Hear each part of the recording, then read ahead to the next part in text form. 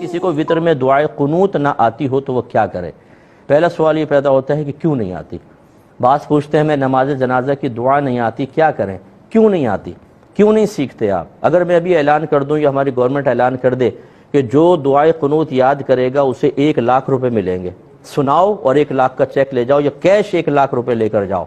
اسی طرح جس کو جنازے کی دعا نہیں آتی یا نماز جنازہ نہیں آتی، ہم اس کو 1,00,000 روپے دیں گے، یاد کر کے ہمیں سنائے اور صحیح ادا کر کے دکھائے، 1,00,000 ملے گا۔ اب مجھے آپ دیانتداری سے بتائیے کتنا منٹ لگیں گے اس کو سیکھنے میں؟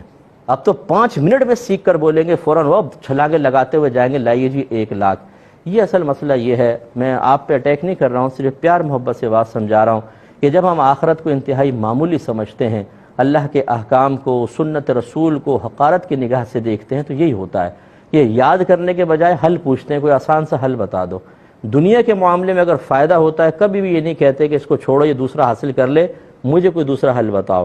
اس لیے میں آپ سے سب سے پہلے تو اولاً گزارش کروں گا فوراً سے پیشتر یاد کریں تاکہ نبی کریم صلی اللہ علیہ وسلم کی سنت کی ادائیگی کا موقع ملے۔ دوسرا یہ کہ جب تک آپ یاد کر رہے ہیں 3 مرتبہ صرف اس طرح کہہ رہے ہیں اللہم اغفر لی، اللہم اغفر لی، اللہم اغفر لی، یعنی اے اللہ میری مغفرت فرما۔ 3 دفعہ کہہ لیں، یعنی جیسے آپ نے دعائے قنوت کی تکبیر لگائی اللہ اکبر، پھر 3 دفعہ یہ کہا اور رکوع کر لیں، یہ اس کے قائم مقام ہو جائے۔ اگر ویڈیو اچھی لگی ہو تو اس کو دوسروں کے ساتھ ضرور شیئر کیجیے، اور ہاں ایسی ویڈیوز کے لیے چینل کو سبسکرائب کرنا مت بھولیں۔